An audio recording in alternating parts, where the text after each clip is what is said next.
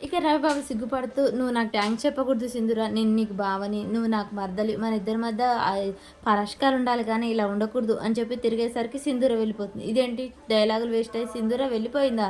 సర్లే ఈ డైలాగులు ఇంకోసారి వాడదాం అని చెప్పేసి రవిబాబు అనుకుంటూ ఉంటాడు. ఇక వీళ్ళిద్దరూ మందు కోసం అయితే వెయిట్ చేస్తూ ఉంటాడు. ఇక చంటి మందుకు కావాల్సిన పార్టీకి కావాల్సినవన్నీ ఏర్పాటు చేస్తూ ఉంటాడు. అబ్బా! గ్లాసులు వచ్చాయి, వాటర్ వచ్చాయి, మందు. ఇక అబ్బాయి ఏడు ఇంకా రాలేదు. మందు ఒకటే బ్యాలెన్స్.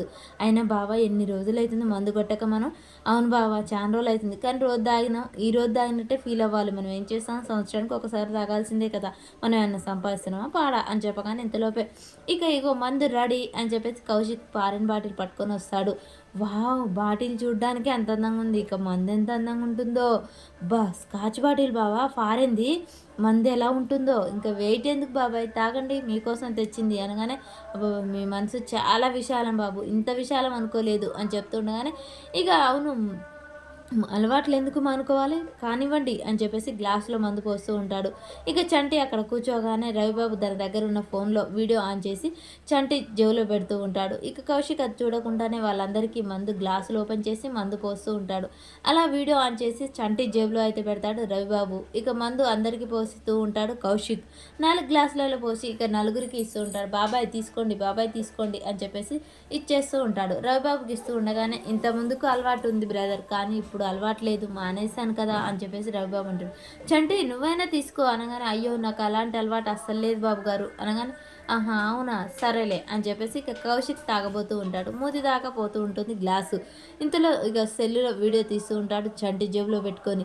ఆయన వద్దులే అని చెప్పేసి కింద పెట్టేస్తాడు. అదేంటి తాగకుండా కింద పెట్టారు అని రవిబాబు కౌశిక్ని అడుగుతూ ఉంటాడు. ఈ ఇల్లు దేవాలయంలో పవిత్రంగా ఉంది. ఇంతకుముందుకు నేను కూడా తాగేది కానీ ఇప్పుడు తాగకూడదని అనుకున్నాను. ఇప్పటి నుంచి నేను మందు బంద్ చేస్తున్నాను అని చెప్పేసి గ్లాస్ అక్కడ పెట్టేస్తాడు. అబ్బా చాలా బాగుంది బాబు మందు ఇంకొంచెం పోయి అని చెప్పేసి వీళ్ళిద్దరైతే ఇక తాగుతూ ఉంటారు. ఇంతలోనే ఈ టైంలో ఒక సిగరెట్ ఉంటే ఎంత బాగుండును అనగానే, ఓ ఉంది కదా అని చెప్పేసి కాస్ట్లీ సిగరెట్ ప్యాకెట్ అయితే వాళ్ళకి ఇస్తాడు. అబ్బా ఎంత కాస్ట్లీ అని చెప్పేసి వాళ్ళిద్దరికి లైటర్ అంటిస్తూ ఉంటాడు.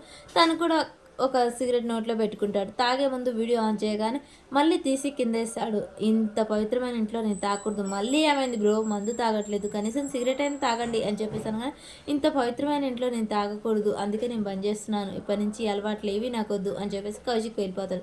నేను చెప్పానా అబ్బాయి గారు చాలా మంచివారని చంటి అంటుంటాడు.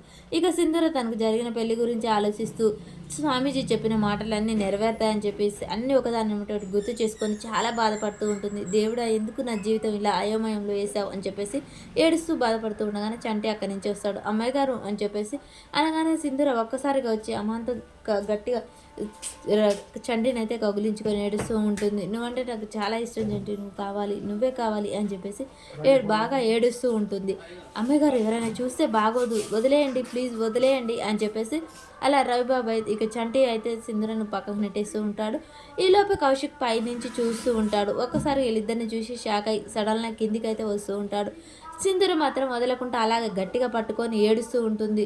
లేదు నువ్వు కావాలి చంటి, నాకు నువ్వు కావాలి, I love you I love you అని చెప్పేసి ఏడుస్తూ ఉంటుంది. ఇక కౌశిక్ కిందికి వచ్చి చప్పట్లు కొట్టడంతో ఇద్దరు ఒకసారిగా షాక్ అయ్యాడు చూస్తూ ఉంటాడు. సింధూర అలాగే నిలబడుతుంది. వావ్ సీన్ చాలా బాగుంది సీను. కోటలో రాణి తోటలో రాజు భలే ఉందే సీను అని చెప్పేసి కౌశిక్ క్లాప్స్ కొడుతూ ఉంటాడు. ఓహో ఈ పని వాడితో ఉండటం వల్లనేనా నేను వద్దన్నావు, అందుకేనా ఎస్ ఆర్ రో అని చెప్పకుండా ఉన్నావు అని చెప్పేసి సింధూరని అడుగుతూ ఉంటాడు కౌశిక్. ఇక మీరిద్దరూ ఒకటయ్యారంటే ఈ సంబంధం ఎప్పటి నుంచో ఉన్నట్టుంది. అయినా ఫిజికల్గా అంత కలిసిన వాళ్ళు మర్చిపోవాలంటే కష్టమే కదా అని చెప్పేసి ఇక కౌశిక్ అయితే సింధూరని నోటికొచ్చినట్టు మాట్లాడుతూ ఉంటాడు. నాకు మామూలుగా చిలక కొట్టిన పండ్లే నచ్చవు, అలాంటిది ఒక పనివాడు ఎంగిల్ చేసిన అమ్మాయి నాకెలా నచ్చుతుంది? ఈ విషయం ఇప్పుడే చెంచలమ్మ గారికి చెప్పాల్సిందే, చెప్తాను కూడా. లేకపోతే ఇంత విశాలమైన మనసులో ఈ విషయాన్ని దాయటం ఒక పనివాడిని దాచినట్టు అవుతుంది. పనివాడికి సపోర్ట్ చేయకూడదు కదా అని చెప్పేసి ఇక కౌశిక్ అయితే మాట్లాడుతూ ఉంటాడు. చెంచలమ్మ భోజనం చేయడానికి వస్తుంది. మరి ఇక కౌశిక్ కూడా అక్కడికి వెళ్ళి ఈ విషయం అంతా చెప్పేస్తాడు. అసలు వీళ్ళ జీవితం ఏం కానుంది.